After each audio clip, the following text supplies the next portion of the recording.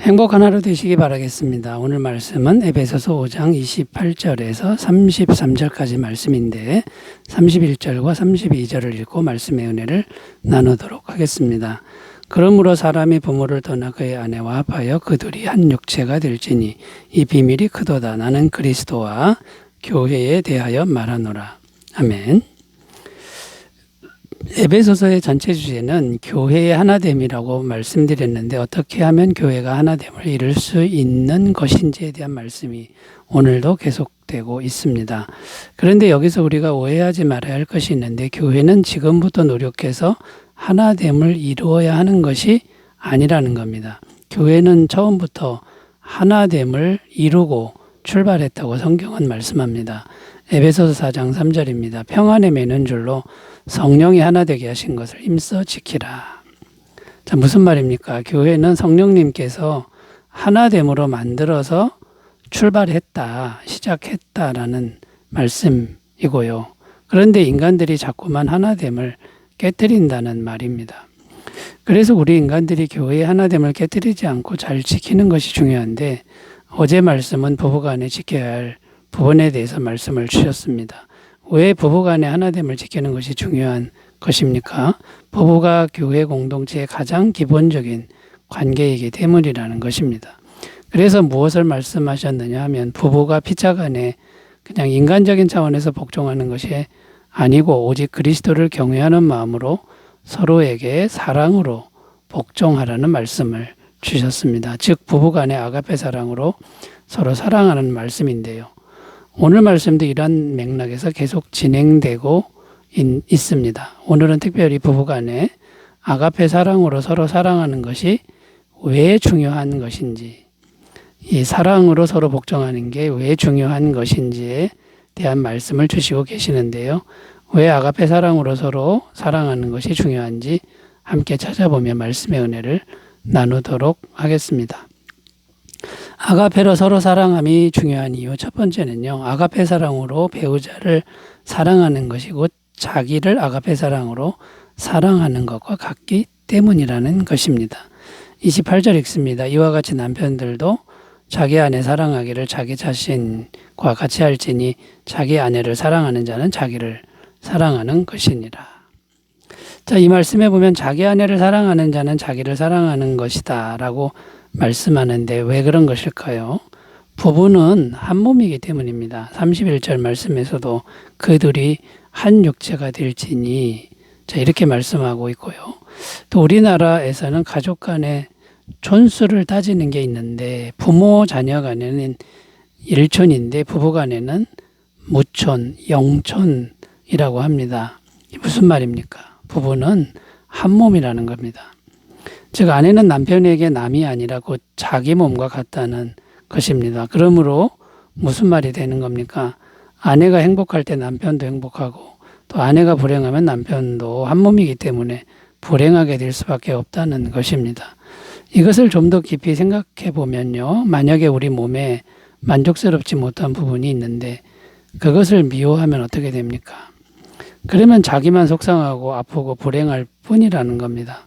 그러므로 아내가 부족해도 아내를 사랑하는 것이 곧 나를 사랑하는 것이고 그것이 나를 행복하게 하는 것이라는 말씀이 됩니다. 그렇다면 오늘날 성도인 우리가 우리의 배우자를 향하여 가질 바른 태도는 무엇입니까? 부족한 면을 생각하는 것을 자꾸만 내려놓아야 한다라는 것이죠. 그걸 내려놓고 서로의 배우자를 가장 귀한 존재로 여겨야 한다라는 것입니다.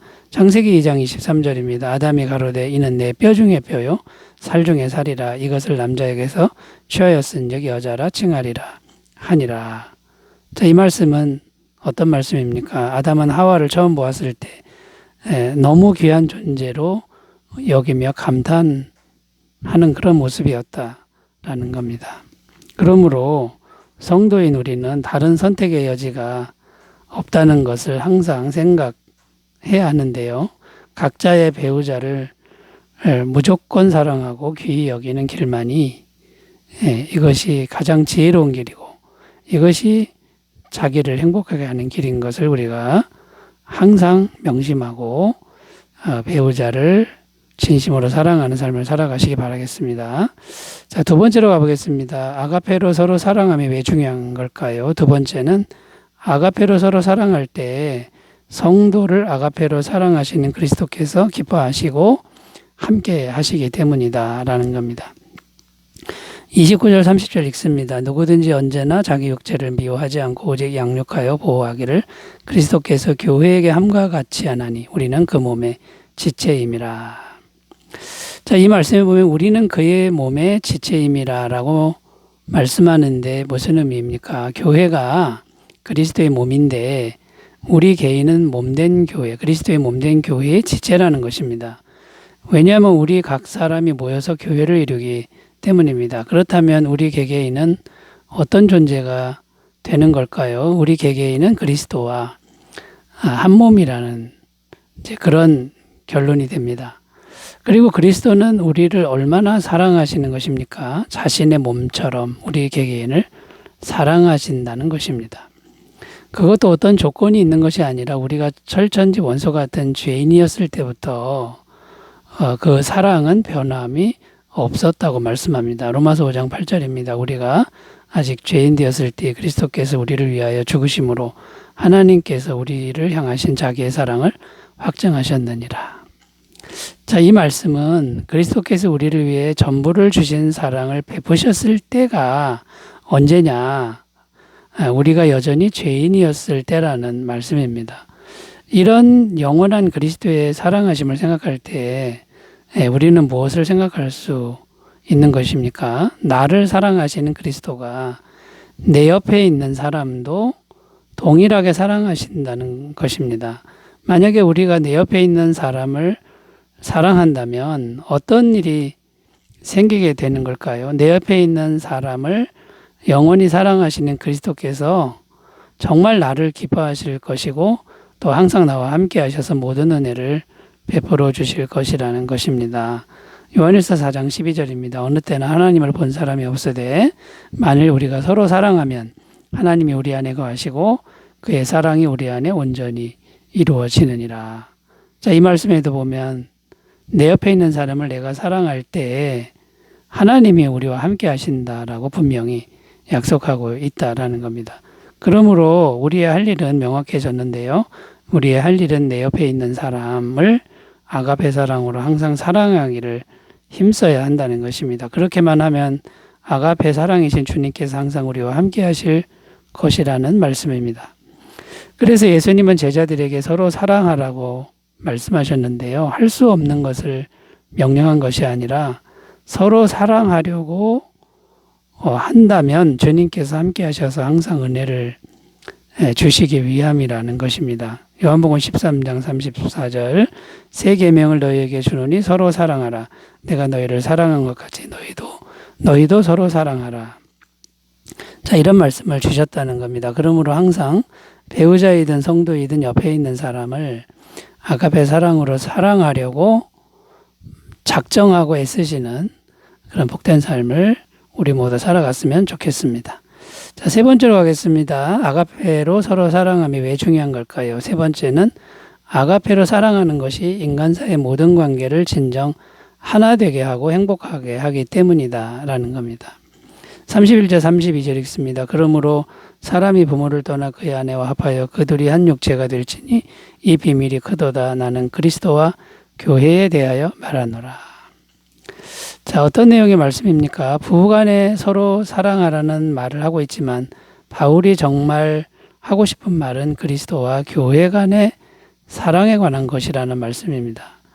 이 말은 무슨 의미가 있느냐면 부부간의 사랑이 진정한 사랑이 되려면 반드시 부부간에 그리스도의 사랑이 함께해야 한다라는 것입니다. 이것에 대해서 좀 더 깊이 생각해 보면요. 첫째는 남편과 아내 각자가 서로를 사랑하기 전에 먼저 그리스도와의 사랑의 관계를 잘 갖고야 한다는 말씀입니다. 각자가 그리스도와 사랑의 관계를 잘해야 되는데 그게 뭐냐면 각자가 그리스도의 사랑을 항상 마음에 잘 받아들이는 일을 해야 된다라는 겁니다.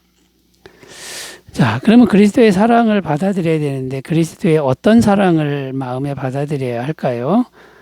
우리가 죄인 되었을 때 십자가에서 자신의 전부를 주신 사랑, 그 사랑을 받아들여야 되고 영원부터 영원까지 조금도 변함없는 사랑하심을 받아들여야 되고요.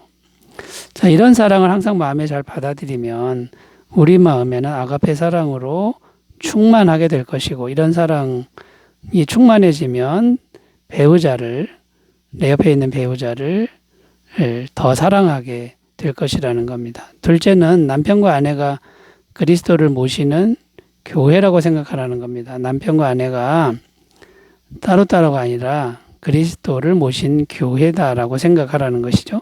그러면 남편은 아내를 볼 때 예수님이 전부를 다해 사랑하신 존재, 성도로 보게 된다는 것이고, 아내도 남편을 예수님이 전부를 다해 구원하신 성도로 보게 된다는 것입니다. 너무나도 귀한 존재로 보게 되기 때문에 함부로 대할 수가 없다라는 것이죠.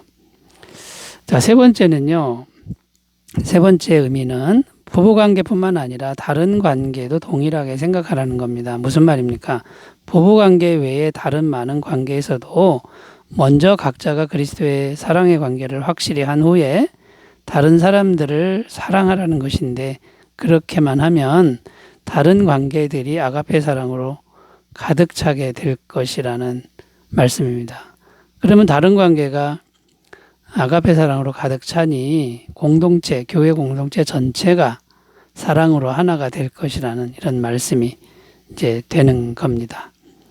자, 그러니까 여러분, 부부 간에 지금 사랑을 말하고 있지만 이 부부 간의 관계뿐만 아니라 모든 인간관계에 그리스도와의 사랑의 관계가 항상 먼저 선행되어야 한다는 것, 이것을 우리가 잊지 말고 각자가 마음에 그리스도의 사랑을 항상 받아들이는 이것부터 잘 실천하시는 귀한 삶이 되시기 바라겠습니다.